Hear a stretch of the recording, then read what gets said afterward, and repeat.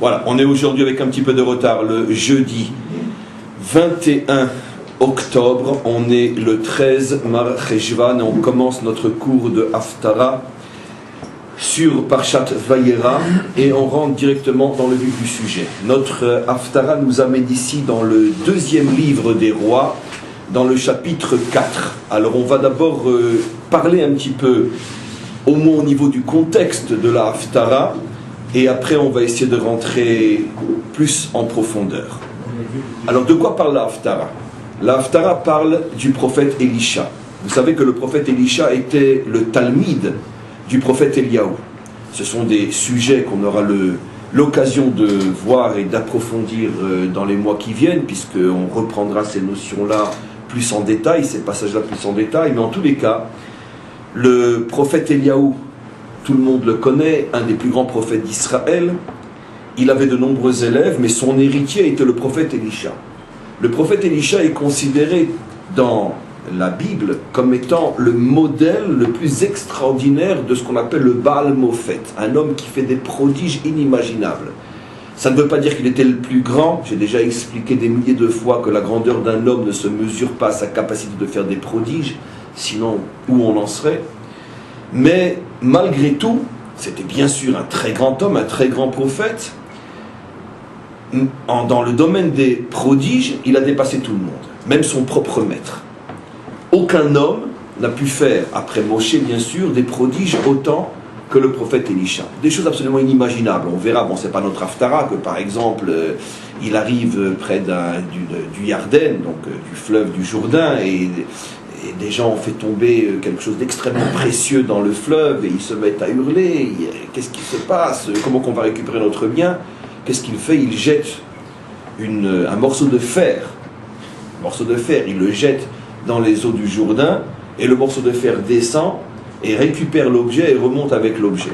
Donc ça veut dire de la folie pure. On verra en soi, quand on y arrivera dans quelques mois, pourquoi la Torah, enfin la Bible, nous décrit ce genre de personnage, puisqu'on sait très bien que nous, on n'aime pas trop les faiseurs de miracles. Pourquoi la Torah nous le décrit? Pourquoi il était nécessaire que vienne un prophète à ce point, on pourrait dire, prodigieux? Mais ça, on le traitera en son temps. En tous les cas, dans notre Haftara, il va falloir voir le lien aussi avec notre Parsha Vayera, le prophète Elisha va faire deux grands miracles. À deux reprises, il rencontre une femme, et à deux reprises, il va être amené à faire pour ces femmes quelque chose d'extrêmement prodigieux. La première femme, pour l'instant je le dis très globalement, on entrera dans les détails après, la première femme est la veuve d'un autre prophète, le prophète Obadiah. Le prophète Obadiah, qui était un très grand prophète, c'est le prophète qui a eu le mérite de prophétiser sur la délivrance finale d'Israël et sa sortie du dernier exil, l'exil de Édom, l'exil de Esav. C'est lui qui termine sa prophétie par ce merveilleux verset qui dit que ce jour-là, ceux qui sortiront de l'exil monteront sur la montagne de Tzion pour juger la montagne de Esav. C'est aussi le grand prophète Obadiah qui fait allusion au retour des Juifs de France. On a déjà consacré plusieurs cours à ce sujet-là. Le prophète Obadiah était un très grand prophète. Ses origines sont intéressantes. C'était un converti. Et un converti de quel peuple? De Édom précisément.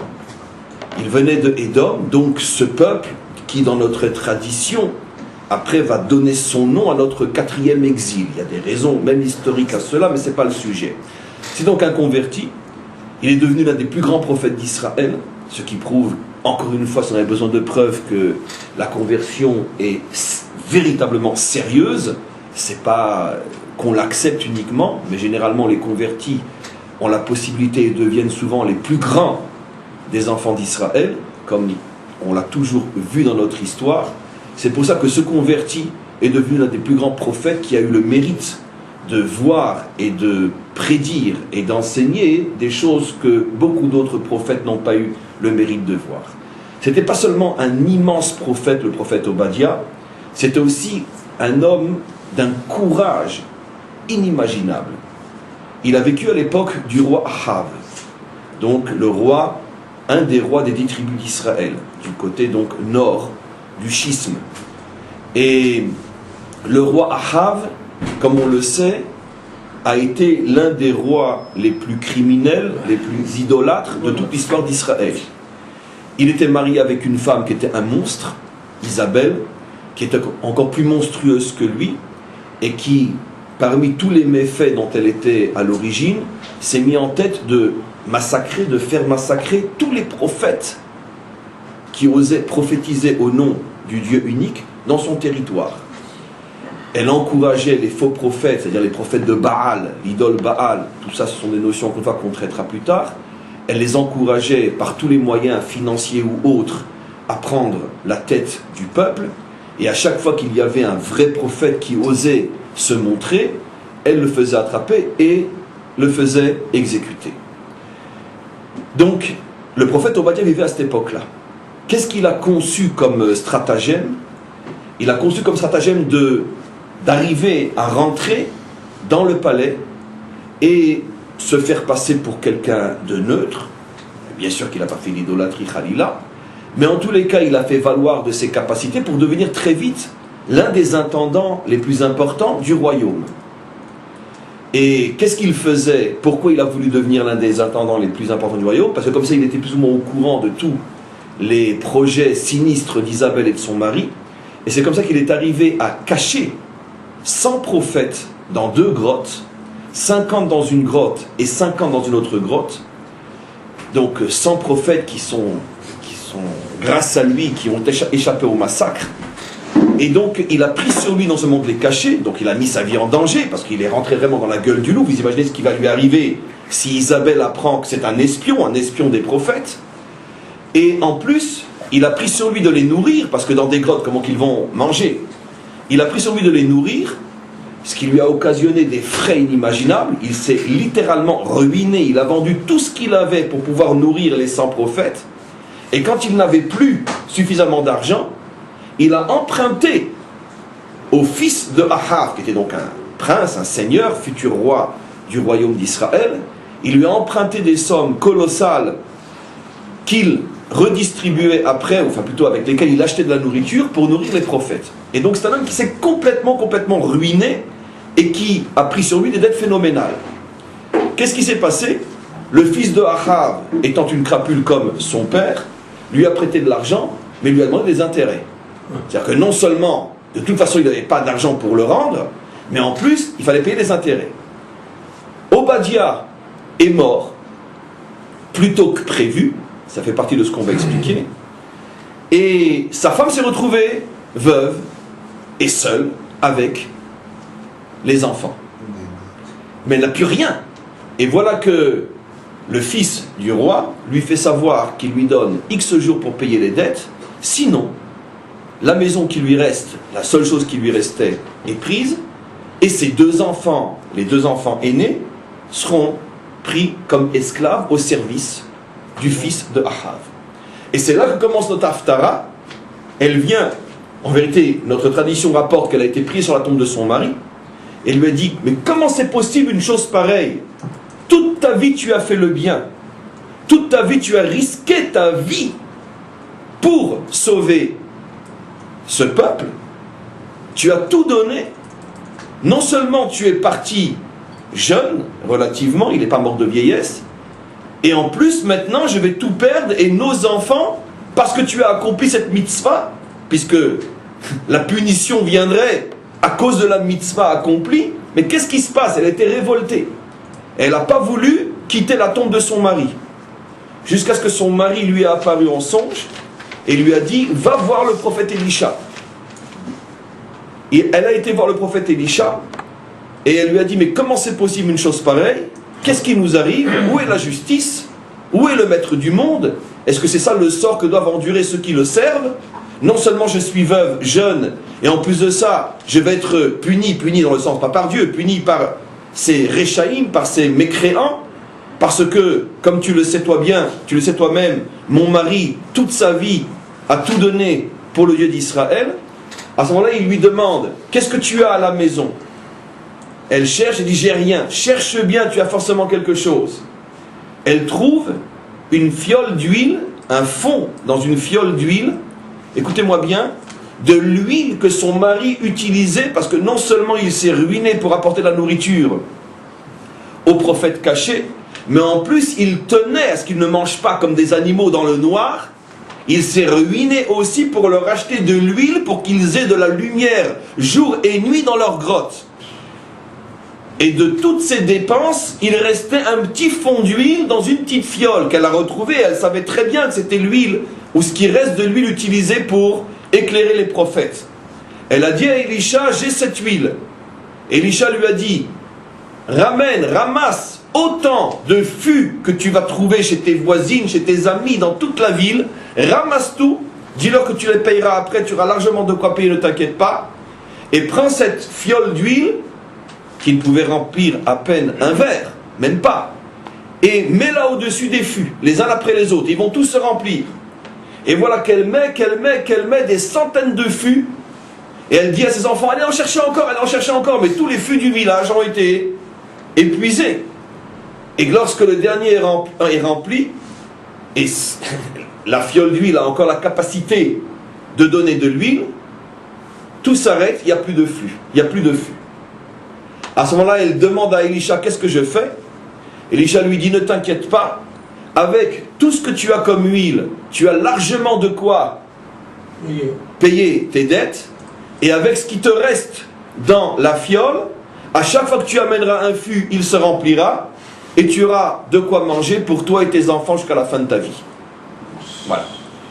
J'ai juste oublié de vous dire que, et on verra pourquoi, que Élisha a insisté avant que ne commence ce miracle, pour que personne ne soit au courant de ce qu'elle allait faire, et surtout de bien fermer la porte et les volets, que personne ne puisse voir en passant, parce que tout le monde s'interrogeait dans le village. Qu'est-ce que la veuve qui n'a pas un sou a besoin de tellement de fûts? Aurait-elle découvert une mine d'huile? Et donc c'est sûr que ça attisait la curiosité. Élisha savait que sans doute les passants essaieraient de voir ce qui se passe dans la maison, et c'est pour ça qu'il lui avait ordonné de bien fermer, que personne ne puisse voir. C'est le premier miracle que Élisha fait dans cette haftara. Deuxième miracle, encore une fois, avec une femme. Élisha avait l'habitude de parcourir plusieurs fois par an tout le pays pour aller d'un village à l'autre, d'une ville à une autre, pour voir si tout se passe bien, tout est conforme à la loi. C'était le maître de la génération. Et surtout pour pouvoir répondre aux questions et aider ceux qui sont dans le besoin. Et à cette occasion, il est passé une fois par un endroit où il y avait un couple, mais la Torah met en évidence surtout la femme, un couple très très aisé, très riche, et la femme a décidé de subvenir aux moyens et aux déplacements d'Élisha. Finalement, un homme qui se donne pour le peuple juif et qui ne demande rien. Heureusement, quelqu'un s'est réveillé et s'est dit, mais c'est pas normal, on ne peut pas recevoir tellement sans donner en retour. Et elle lui a dit, moi je veux prendre en charge tes besoins. Élisha, dans un premier temps, a refusé, parce que Élisha faisait partie de ces très grands justes qui ne reçoivent pas n'importe comment et de n'importe qui. Mais quand il s'est rendu compte que c'était une femme véritablement pieuse, sainte et sincère, il a accepté. Et entre autres, parmi toutes les aides qu'il recevait, il avait l'habitude que lorsqu'il passait dans la région, c'était devenu, si vous voulez, son hôtel. Elle avait fait construire spécialement pour lui une pièce séparée, bien sûr, pas dans leurs appartements, le couple, où il avait l'habitude de venir et se reposer dans ses déplacements lorsqu'il était dans la région. Et voilà qu'un jour, Élisha a voulu lui manifester sa reconnaissance en vertu du principe que celui qui aide le juste reçoit du juste un retour beaucoup plus grand encore que ce qu'il investit dans le juste. Et le juste, après avoir véritablement expérimenté la sincérité de cette femme, qui donnait vraiment d'une manière désintéressée, il l'a appelé, il lui a dit, enfin il l'a fait appeler par son serviteur Gehazi, et il lui a demandé, qu'est-ce que je peux faire pour toi, pour te rendre, et plus encore ce que tu as fait pour moi? Elle a dit, j'ai rien besoin. Bon Hachem, comme tu vois, je suis gratifié, j'ai un bon mari, j'ai de l'argent, je suis en bonne santé, j'ai rien besoin. Et donc, elle a montré véritablement à ce moment-là, vous allez comprendre dans quelques secondes pourquoi, que vraiment, elle n'avait absolument pas aidé ce juste dans l'intention de recevoir quoi que ce soit. Or, pourtant, il lui manquait l'essentiel de ce qui peut manquer à une femme, plus encore que la richesse et la santé, il lui manquait un enfant. Mais elle n'osait pas demander pour ne pas que Elisha puisse croire que dès le départ, son calcul... Je peux continuer. Son calcul était intéressé. Et donc, elle ne dit rien. Mais une fois qu'elle est partie, Gehazi dit à Elisha, tu sais, cette femme, elle est encore plus sainte que tu le penses. Mais il lui manque l'essentiel, elle n'a pas d'enfant. Tout de suite, Elisha l'a fait rappeler, et il lui dit la chose suivante, sache, regarde quelle heure il est, dans un an, à la même heure précisément, tu enlaceras dans tes bras un enfant. Elle, au lieu de se jeter moralement et spirituellement à son cou, elle comprend qu'un juste, chaque mot qu'il dit est pesé d'une manière extrêmement précise, au micron près, et elle lui rétorque, qu'est-ce que ça veut dire je vais serrer dans mes bras un enfant? J'espère que je ne vais pas que le serrer dans mes bras, que je le verrai aussi grandir et que j'assisterai à sa bar mitzvah, à son mariage, et que j'aurai la possibilité aussi d'être là au moment où il mettra au monde ses premiers enfants. Et oui. Pourquoi tu me dis seulement je serrerai dans mes bras? Et Elisha dit, c'est bien, ce que je t'ai promis, mais il ne dit pas clairement ce qu'elle voulait entendre, tu auras un enfant. Et effectivement, c'est ce qui va se passer. Elle aura donc un enfant, cet enfant va grandir, et enfant encore, tout d'un coup il va avoir une maladie subite, Roshi, j'ai mal à la tête, et en quelques heures, il va mourir sur les genoux de sa mère. Elle est tellement persuadée que c'est absolument impossible que ça s'arrête là, elle ne dit même pas à son mari ce qui vient de se passer. Immédiatement, avec un serviteur, elle part à la rencontre d'Elisha. Tout de suite, Elisha comprend que quelque chose de grave s'est passé, et Elisha envoie dans un premier temps son serviteur Gehazi poser son manteau, sa canne, son manteau s'appelle, je ne me rappelle plus, Mishenet, il me semble que c'est, je ne sais plus, peu importe, un objet à lui, le poser sur l'enfant le temps qu'il arrive. J'ai oublié de vous dire qu'elle avait aussi posé son enfant sur le lit du prophète, comme dans la chambre et sur le lit du prophète, comme pour montrer que même les objets utilisés par un juste ont une force extraordinaire. C'est confirmé par le fait que le temps que lui arrive, il envoie son bâton ou son manteau, peu importe, à déposer sur l'enfant. Et quand il arrive, bien sûr, il voit l'enfant mort. Il s'allonge 7 fois sur l'enfant, et à chaque fois, il se retire et il prie, jusqu'à ce que son âme revienne dans l'enfant, jusqu'à ce que l'âme revienne dans l'enfant, et l'enfant ressuscite. Cet enfant sera, plus tard, l'illustre prophète Habakkuk. Pourquoi Habakkuk de Hibouk. Habakkuk signifie celui qui a été enlacé 2 fois. Il y a 2 bêtes. Habakkuk. 2 kouf, pardon. Habakkuk, ça veut dire 2 Hibouk. Pourquoi il a été enlacé 2 fois? Une fois à sa naissance et une fois à sa résurrection. Comme s'il était né une 2e fois. Donc va naître le grand prophète Habakkuk. Voilà donc les 2 histoires que la Torah nous raconte. On a bien sûr plusieurs difficultés.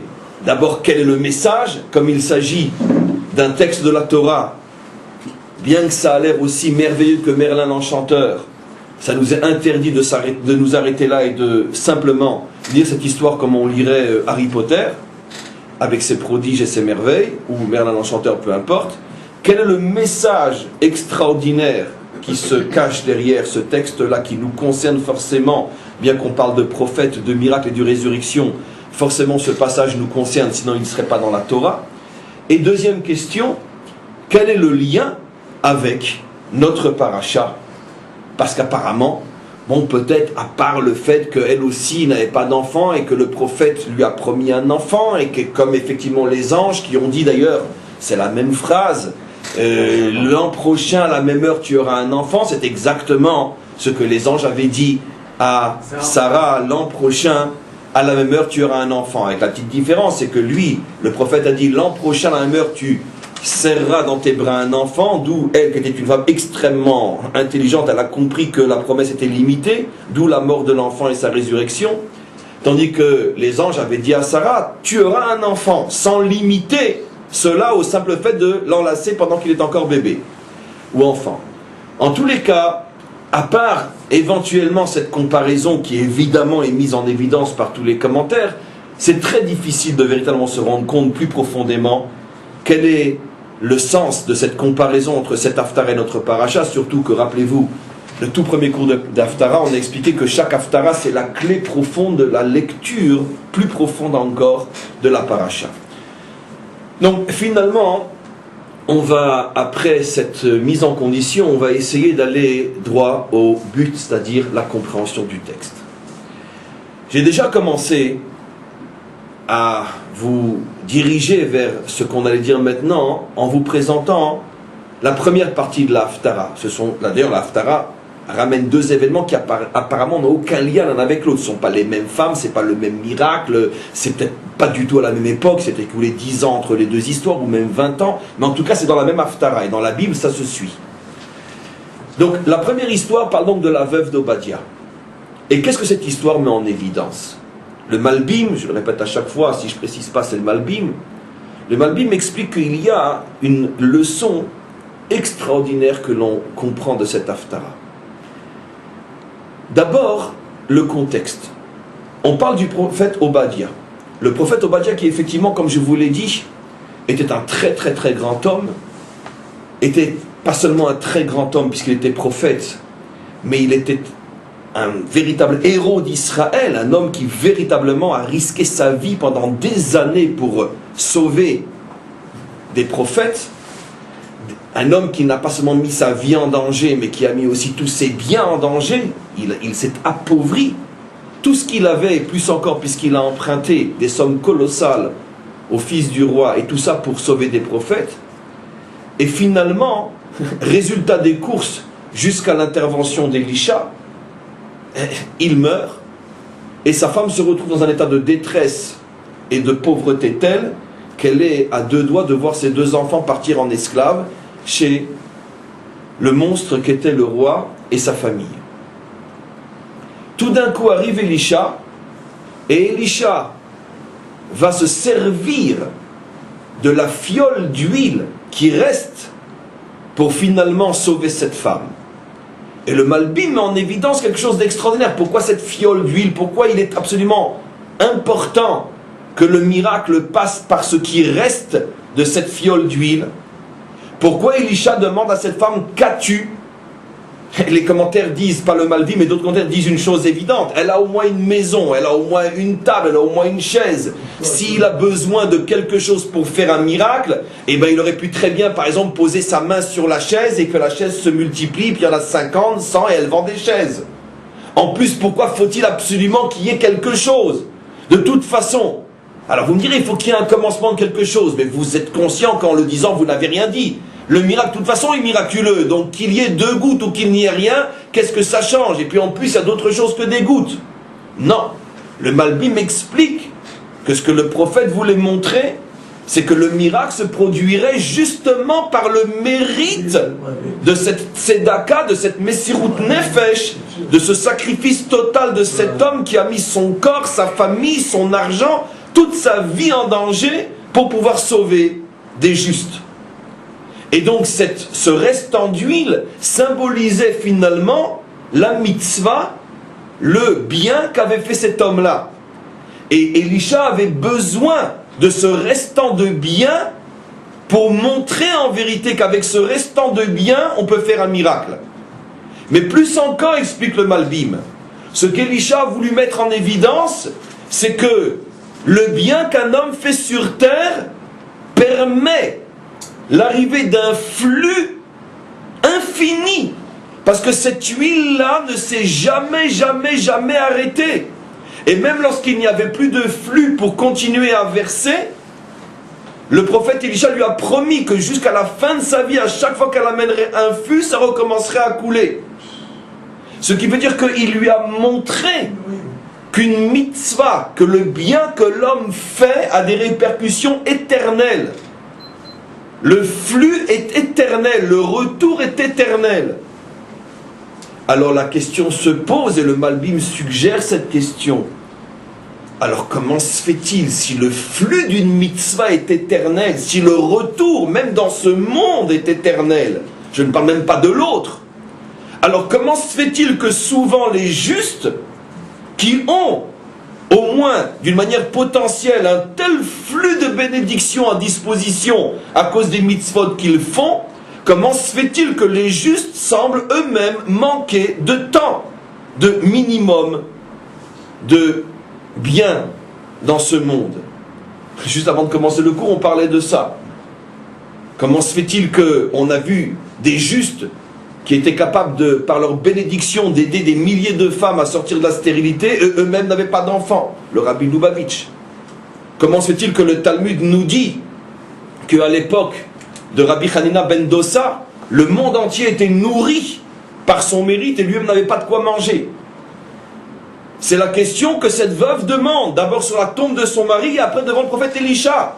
C'est résumé en 2 mots dans la Haftara. Mais mon mari craignait Dieu, comment se fait-il qu'il nous arrive une chose pareille? Et Elisha lui montre, mais non, sache que ton mari n'a pas travaillé en vain, regarde le flux que vous possédez grâce à vos mitzvot, un flux éternel dans ce monde et dans l'autre. Alors la question se pose, mais alors pourquoi en arriver là? Pourquoi se trouver dans une situation pareille? Pourquoi faut-il faire intervenir le prophète? On ne répond pas tout de suite à la question. Deuxième question qui est liée à la première. Bon, vous ne connaissez pas, je pense, suffisamment l'histoire d'Elisha pour bien peser la question que je vais maintenant rapporter. Mais je vous ai expliqué pour Vécham que Elisha, c'est vraiment monsieur prodige, un homme qu'aucun miracle n'arrête. Il est capable de tout, même de ramener de l'or qui est tombé dans le fin fond du Jourdain en jetant un morceau de fer qui va aller chercher l'or et remonter avec. Ça veut dire, c'est pas seulement un miracle, il fait le miracle avec son contraire. Comme pour montrer qu'il tient entre les mains toutes les clés du fonctionnement de la nature. Il peut faire à la nature le contraire de ses propres lois. C'est pas seulement qu'il change la nature, il lui fait faire le contraire. Sans la transformer. J'explique. Les commentaires mettent en évidence une différence fondamentale qu'il y a entre les miracles de Moshe et les miracles d'Elisha. On ose presque dire que le miracle d'Elisha est plus grand que le miracle de Moshe. Pourquoi? Parce que Moshe a ouvert les eaux. Mais au moment où il les a ouverts, les eaux se sont transformées en pierre. Donc elles sont, comme le dit le texte, des murailles qui se sont dressées. Ce qui veut dire qu'il a changé la nature de l'eau. Il a montré qu'il est capable de transformer la nature. C'est sûr que c'est un miracle. Mais Elisha a fait beaucoup plus que ça. Elisha n'a pas transformé la nature du fer. Elisha n'a pas transformé le fer en ballon gonflé d'air qui va chercher l'objet perdu qui remonte avec. Elisha arrive à ce que le fer, en étant du fer, non seulement flotte, mais remonte à la surface. On verra ça en son temps. C'est-à-dire qu'il a poussé encore beaucoup plus loin le miracle. Il a été capable de laisser la nature telle qu'elle est et de lui faire le contraire de ce que normalement elle fait dans cet état-là. Changer l'état de la nature, c'est un miracle, mais une fois que l'état est changé, il est changé. Mais lui ne change pas l'état. Avec la nature telle qu'elle est, il lui fait faire le contraire. Donc on voit que Elisha a un niveau inimaginable. Alors on peut poser la question simple qui complète la première. Comment est-il possible, mes amis, qu'à l'époque d'un homme comme Elisha, une telle terreur règne dans le peuple juif? Comment y a-t-il encore une place pour un Ahav, pour son fils qui menace de vendre les enfants d'Obadiah en esclaves, pour Isabelle?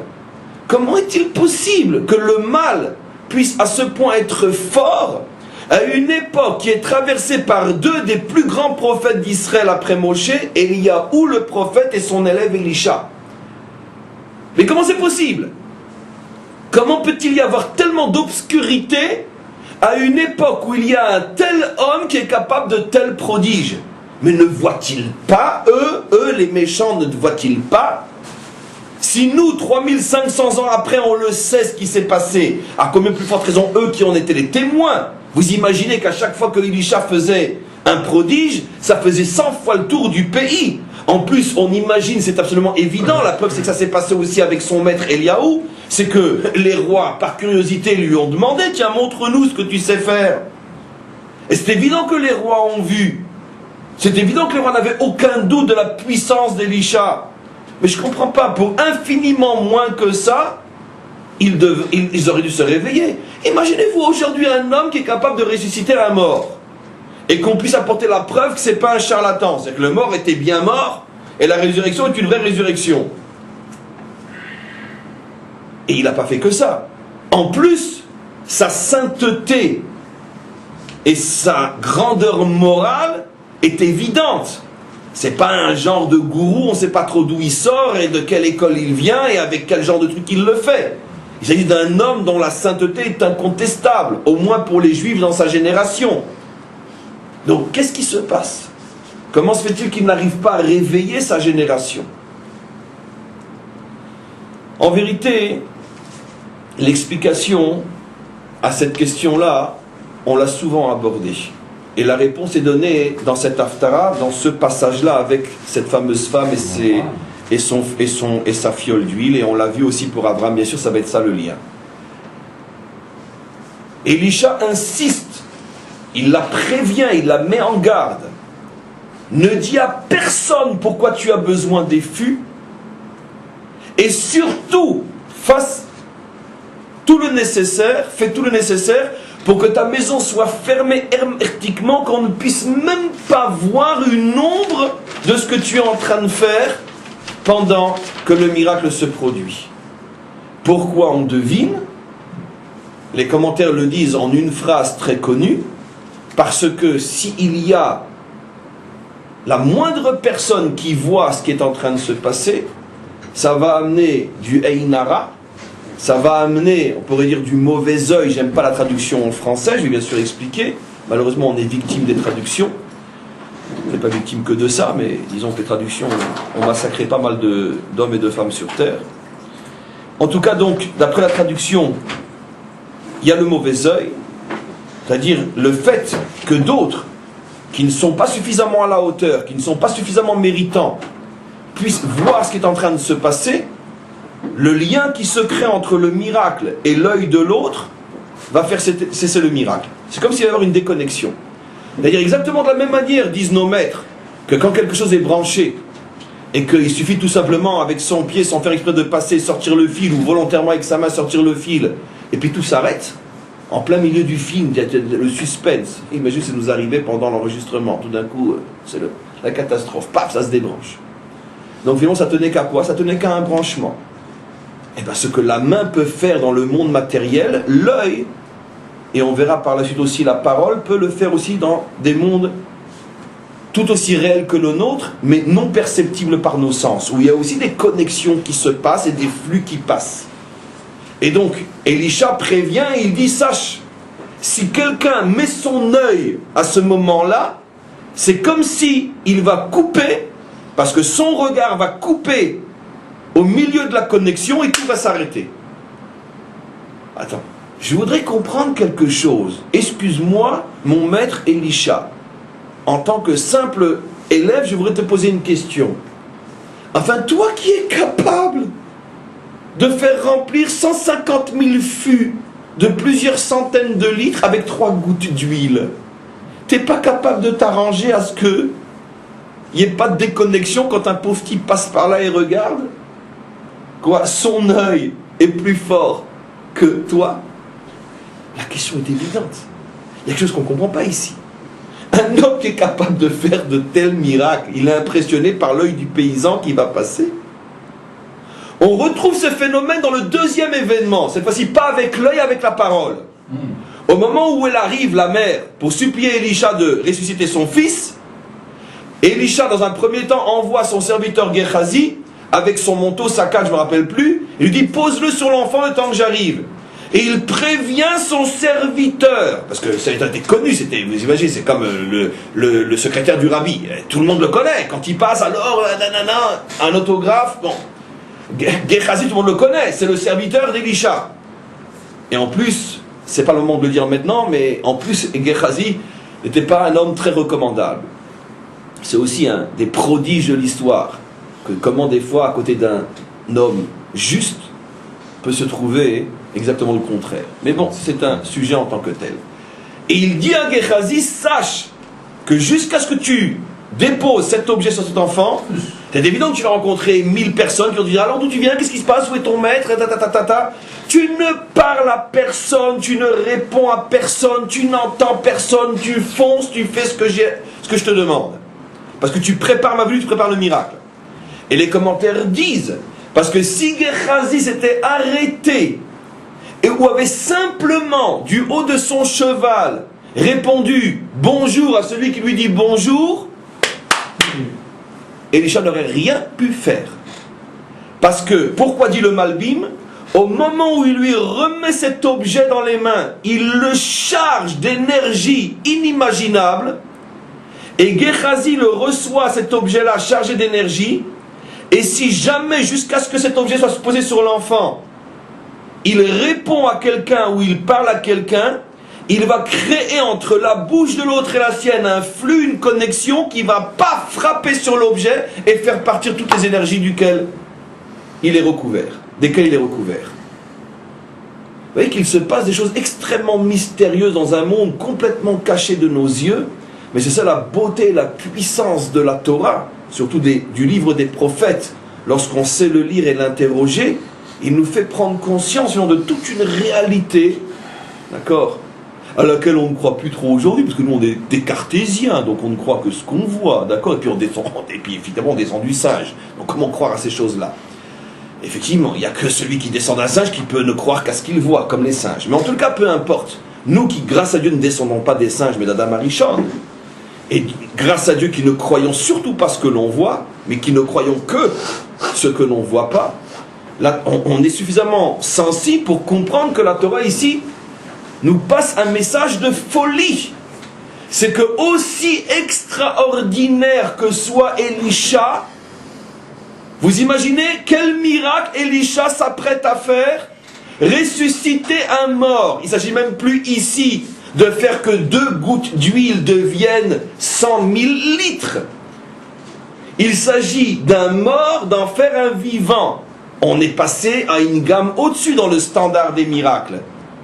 Et à 2 reprises, la Torah nous montre que le grand Gehazi est lui-même assujetti, limité, dans sa capacité de faire des miracles aussi immenses que ce qu'il fait, et qu'une simple parole d'un idiot qui au passage demanderait bonjour à son serviteur, le simple regard d'un paysan qui ramène le lait qu'il vient de traire de sa vache et qui regarderait par la fenêtre et qui tout d'un coup verrait qu'un petit verre déverse des centaines de litres, le simple regard, la simple parole peut déconnecter toute la puissance qu'Elisha est en train de faire descendre dans ce monde.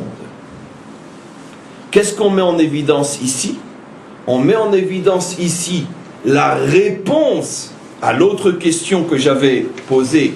Mais comment est-il possible qu'un homme de la puissance d'un Elisha puisse vivre dans une génération aussi mécréante, aussi tordue que celle du roi Achav et d'Isabelle? Comment se dit qu'ils n'ont pas été impressionnés? Comment se dit qu'on a eu besoin à cette époque-là de cacher 100 prophètes pour pas qu'ils soient exécutés, alors qu'à cette époque-là il y avait le prophète Elisha? Comment c'est possible? N'ont-ils pas vu ce que sont les prophètes? Eh bien, on doit répondre d'une manière aussi évidente que tout ce que j'ai expliqué, c'est que, aussi fort soit le bien, il y a dans ce monde une facilité à se déconnecter du bien, une facilité époustouflante. C'est pour ça que j'ai pris l'exemple du pied qui décroche le fil. Mais regardez, imaginez-vous tout ce qui se passe au moment où la télévision est branchée et que le film apparaît sur l'écran. Imaginez-vous tout le savoir, toutes les compétences et toutes les connaissances et toutes les prouesses qu'il faut mettre en œuvre pour arriver à faire fonctionner cette machine. Et tout d'un coup vient un idiot et avec un coup de pied, dont il n'est même pas véritablement responsable, avec un coup de pied, il arrête une merveille. Pas que la télévision soit une merveille, je parle de technologie bien sûr. Ou plutôt pas que le film soit une merveille, mais la technologie est une merveille, c'est inimaginable. Avec un coup de pied. Qu'est-ce que la Torah veut nous montrer? Maintenant regardez. C'est intéressant. Plus une réalisation, écoutez-moi bien, est grande mais matérielle, et moins elle ne se détruit facilement. Parce que quand j'ai le palais de Versailles devant moi, qui est une merveille, mais sur le plan vraiment matériel, c'est de la pierre, s'il y a un idiot qui vient et qui fait un croche-pied au palais de Versailles, d'accord, où on le retrouve? À l'hôpital. C'est lui qui a la jambe cassée.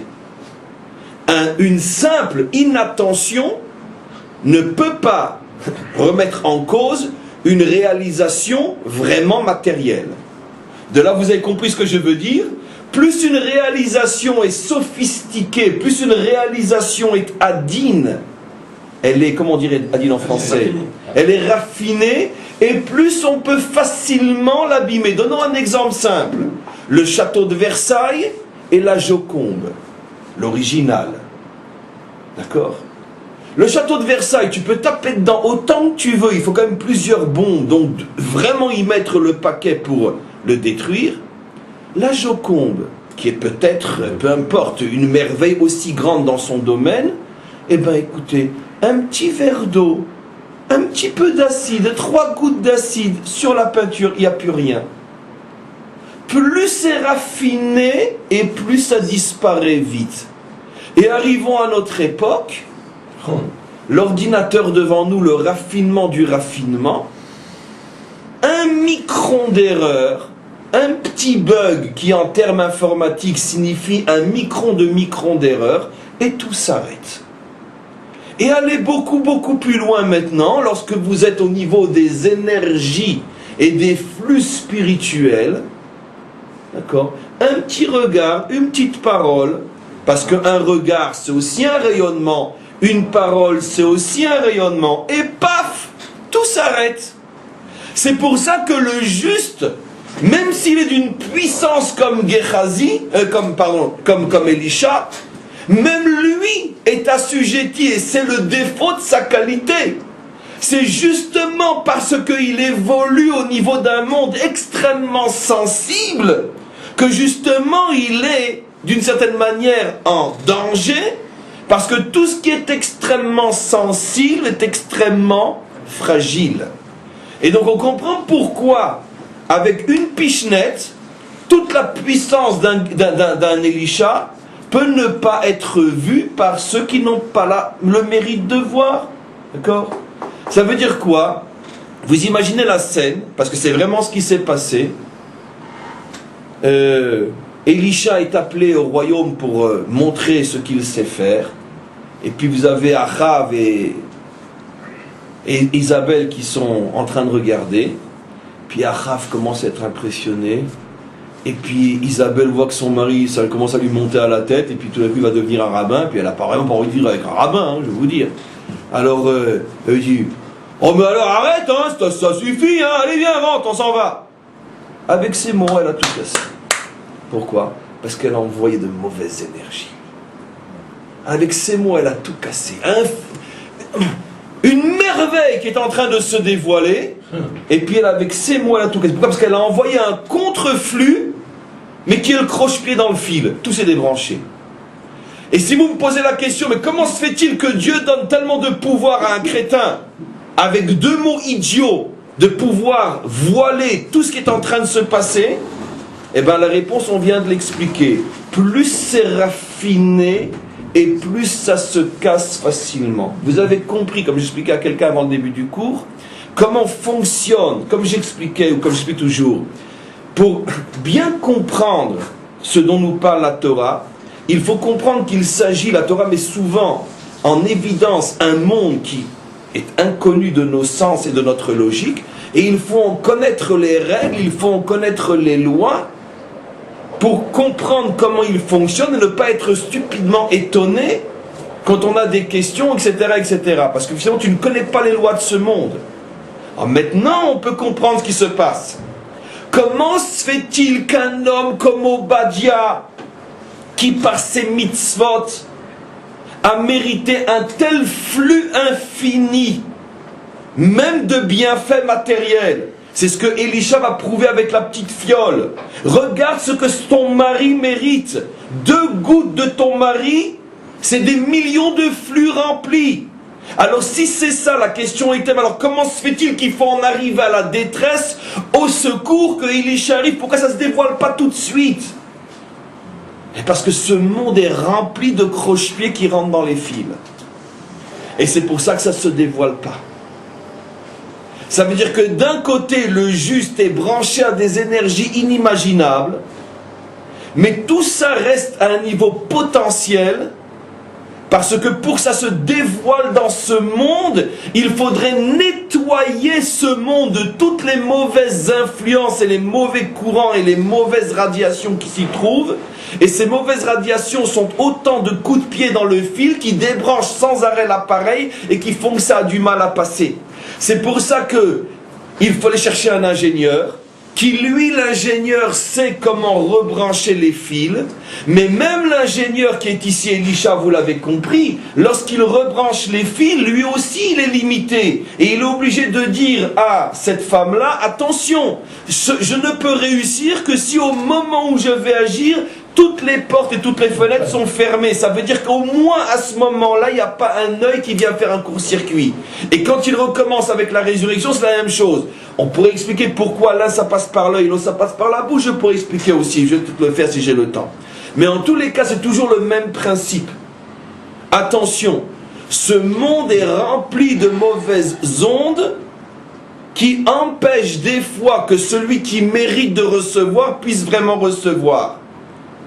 Parce que malheureusement, il y a des, on pourrait dire, comment on appelle ça, quand ça grisonne sur des parasites, voilà. Il y a des parasites qui empêchent que l'image et que le son, qui en soi sont extraordinairement bons, que la bonne image et le bon son arrivent sur l'écran, c'est-à-dire se réalisent dans la vie du juste, parce qu'il y a des tas de parasites. Ah maintenant vient l'idiot et il demande. Je comprends pas. Pourquoi ce bandit réussit tellement bien dans les affaires et pourquoi ce juste n'a pas de quoi manger? Mais c'est absolument évident. Parce que ce bandit, il est comme le serpent, il se nourrit de la poussière de la terre. La poussière, il y en a partout. Mais ce juste, c'est un saint. Sa nourriture est extrêmement raffinée. Mais une nourriture raffinée, elle a du mal à descendre dans ce monde parce que ce monde est rempli de parasites. Dit d'une autre manière, comment se fait-il que les hommes préhistoriques, lorsqu'ils voulaient avoir un bon moment de détente, etc., ils faisaient venir 3-4 clowns devant eux qui leur faisaient quelques sketchs, et donc ça marchait. Et pourquoi moi, j'arrive pas à avoir le programme qui arrive sur mon écran de télévision? Parce que j'ai un petit problème dans mon antenne. Je comprends pas. C'était plus facile à l'époque qu'aujourd'hui? Non.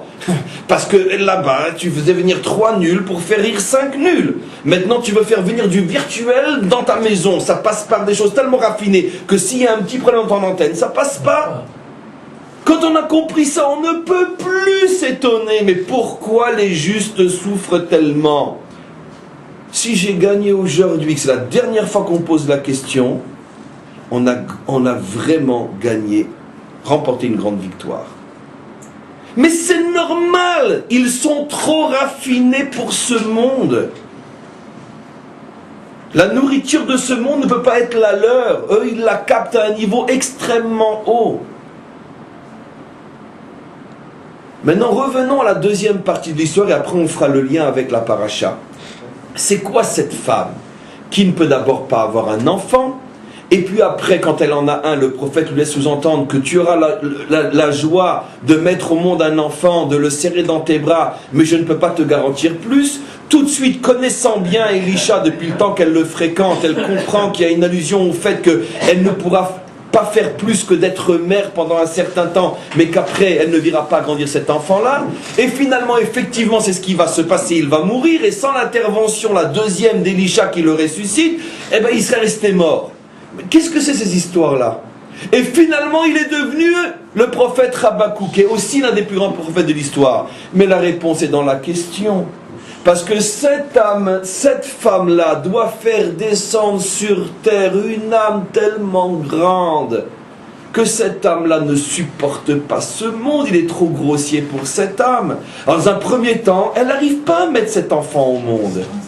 Dans un deuxième temps, Elisha lui dit, regarde, tu sais quoi, on va y aller étape par étape.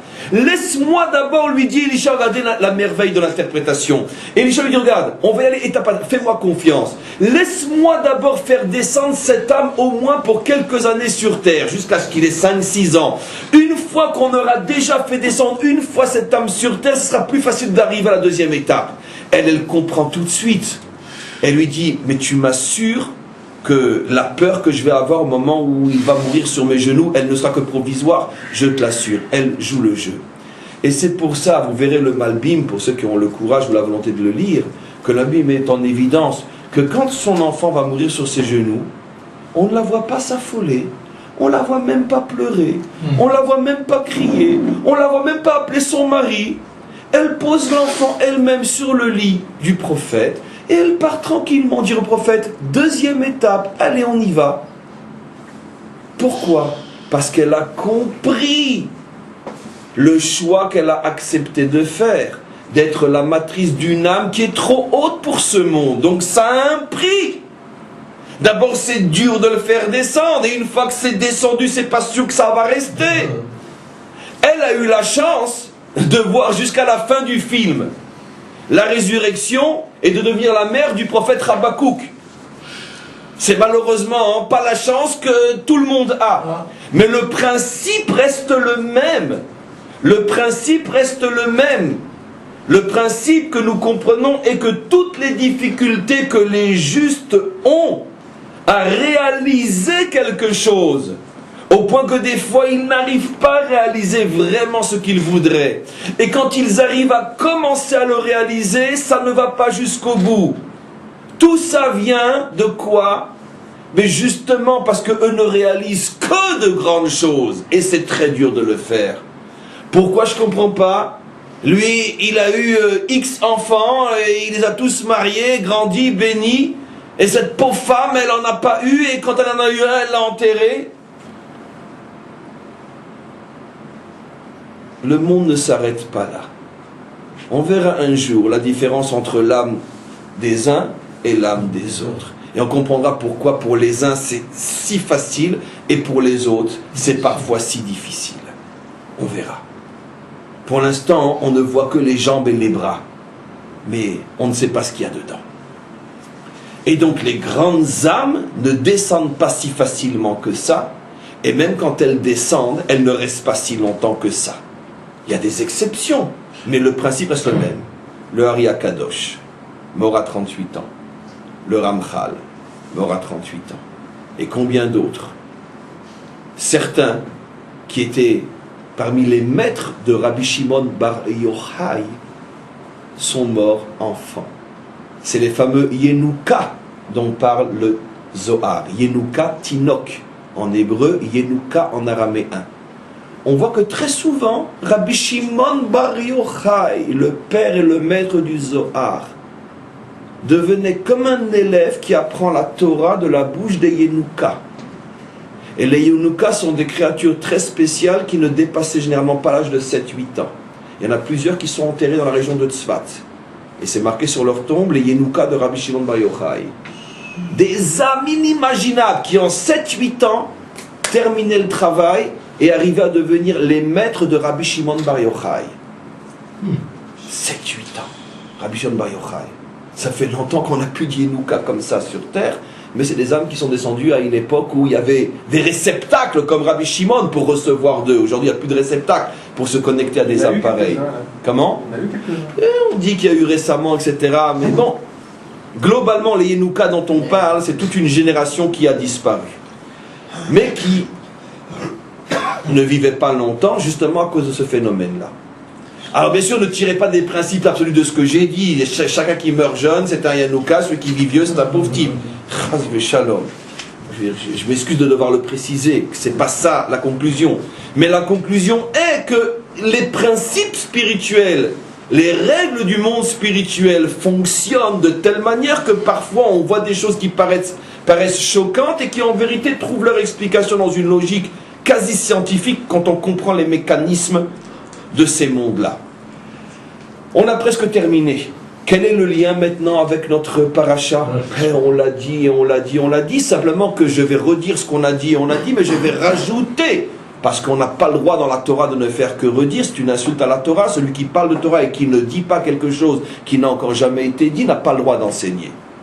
Donc, on va d'abord dire ce qu'on a déjà dit.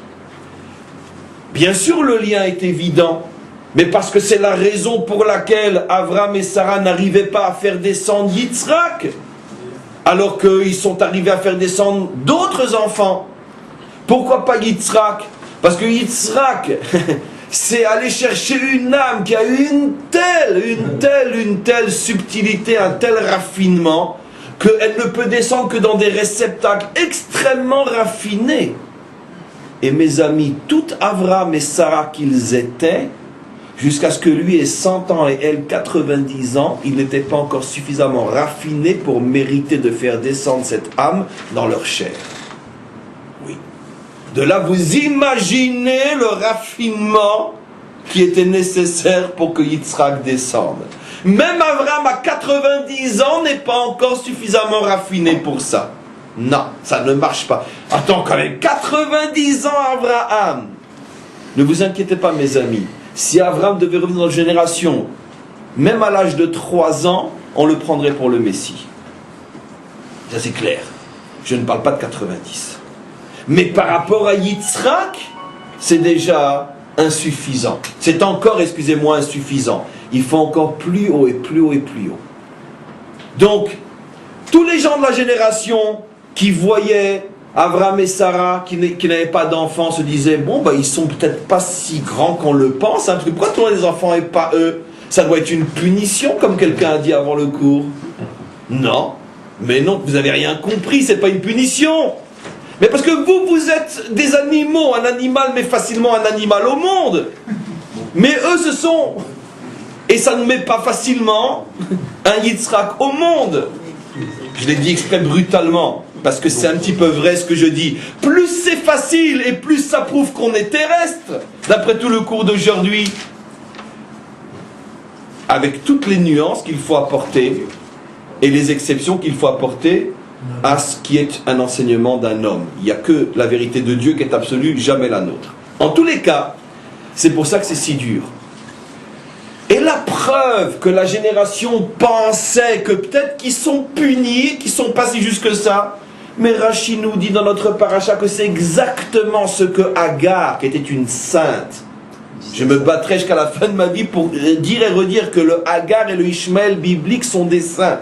C'est pour ça qu'on l'appelle Ktorah. C'est une princesse. D'accord.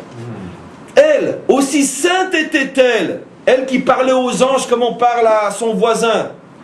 Quand elle a vu qu'elle est tombée enceinte, nous dit Rashi, tout de suite, et que l'autre, ça fait des années qu'elle attend, qu'est-ce qu'elle a commencé à dire à Abraham? Dis-moi mon chéri, je peux dire mon chéri, maintenant on est mariés, hein. Dis-moi Sarah, elle n'est pas tellement... Et quand Sarah a entendu que Agar la regardait comme une hypocrite, elle, Sarah l'hypocrite qui s'est fait passer pour, mais si tu étais tellement quand tu n'étais pas enceinte, à ce moment-là, Sarah s'est mise en colère. Sotte que tu es, tu n'as rien compris. C'est exactement le contraire qui est vrai. Moi je souffre parce qu'on me demande de prendre ou du 100% ou rien, mais toi tu as pris du 80%, c'est plus facile. D'accord? C'est beaucoup plus facile d'arriver à 80% qu'à 100%. Donc c'est pour ça que ça marchait pas chez moi. Très bien. Ça c'est ce qu'on savait déjà. Mais, par contre, notre paracha termine, c'est le côté un petit peu nouveau, notre paracha termine aussi par le sacrifice d'Yitzhak. Yitzhak a failli y passer. Comme cet enfant de la Haftara, qui aussi a failli y passer, qui aussi est mort et a ressuscité. Yitzhak aussi était dans une situation de mort et de ressuscitement. D'autant plus que vous le savez, le Midrash dit qu'effectivement il est mort et il a été ressuscité. C'est quand il a vu le couteau au-dessus de lui, il a eu un tel choc, on peut le comprendre même sur le plan purement physique, il a eu un tel choc, il a eu un arrêt cardiaque. Et il en est mort. Son âme est montée d'après nos maîtres, pendant un long moment là-haut, jusqu'à ce qu'elle redescende à cause des prières du Père. Et le Midrash dit que c'est la raison pour laquelle Sarah est morte, la parche de la semaine prochaine. Rashi tout de suite dit, elle a entendu que son fils avait failli mourir, et elle en est morte. On voit que la mort de Sarah est liée à ce qui s'est passé avec Yitzhak. Mais les commentaires disent qu'effectivement elle est morte, parce que dans un premier temps, quand elle a demandé, mais alors où est Yitzhak, son mari a gardé le silence. Ça lui a pris quelque temps pour le faire revenir. Mais peu importe, en tous les cas, il y a échappé belle. Comme dans la Haftara. Exactement pareil. Et maintenant, mes amis, vous savez la raison de la Hakeda? Pourquoi il y a eu cette épreuve-là? Vous les connaissez toutes, peut-être sauf une, celle que je vais vous ramener aujourd'hui. C'est à cause de quoi? À cause de l'œil. De l'œil du grand accusateur qui n'a pas supporté le miracle. Qu'est-ce qui s'est passé, rapporte Rashi et surtout le Midrash?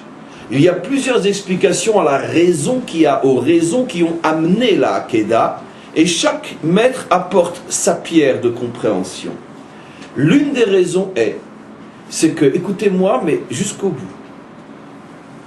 c'est marqué dans la Torah qu'au moment où on a été Gomel Oto, lorsqu'elle a cessé de l'allaiter, donc pour ses 2 ans, 24 mois, dans le contexte biblique, il a fait un grand banquet, d'accord, pour célébrer le miracle devant tous les grands de la génération, pour remercier le maître du monde. Vous imaginez le banquet, à la table du banquet, tous les grands de la génération, se trouvent Shem, se trouvent tous les rois, etc. Abraham en profite bien sûr pour montrer et prouver que celui qui place sa confiance en Dieu, finalement, est récompensé, et drôlement récompensé.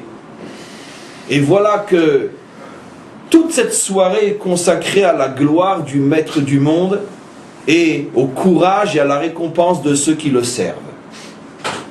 Qu'est-ce qu'on peut faire de mieux quand on est un Abraham? Vous faites confiance à Abraham qu'il a su chauffer la soirée pour l'honneur du Maître du monde. Il n'y a pas de doute. Et voilà que il y avait là-haut, maintenant je vais par le langage métaphorique des maîtres d'Israël, il y avait là-haut le grand accusateur, celui qui cherche toujours des noises, d'accord, le grand Mécatreg. Il regarde ça, et il vient voir le maître du monde, c'est que de la métaphore, il vient voir le maître du monde et il dit, dis-moi, qu'est-ce qu'il est en train de faire celui-là là?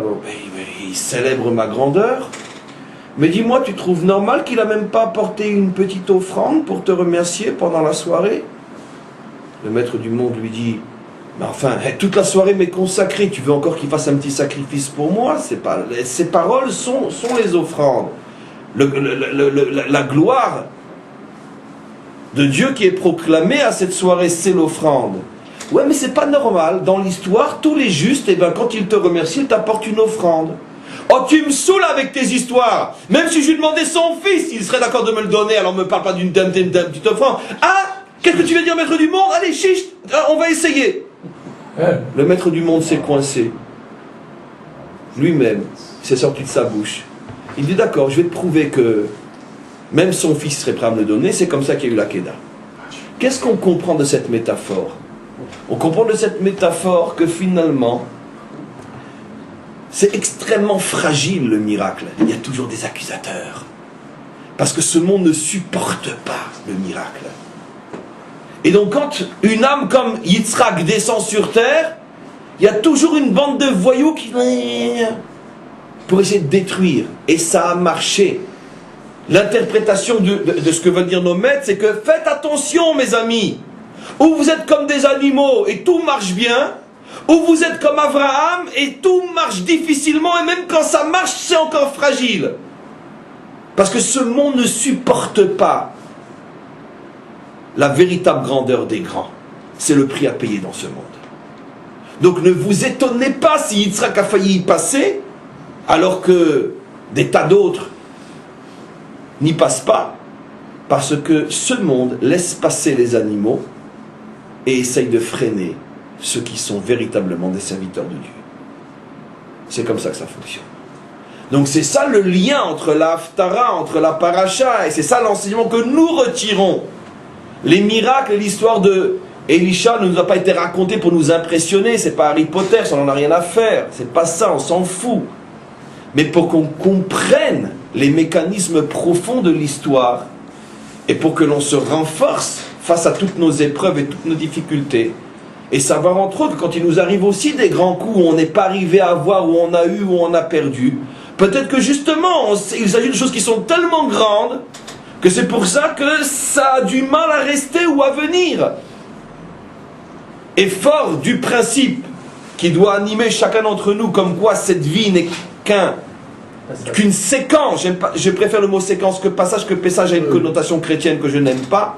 Cette vie n'est qu'une séquence d'un grand film qui a d'autres séquences, et cette séquence elle est extrêmement importante, mais ce n'est qu'une séquence. Et avant d'essayer de comprendre le film, sois sûr que tu as devant toi toutes les séquences du film du début jusqu'à la fin.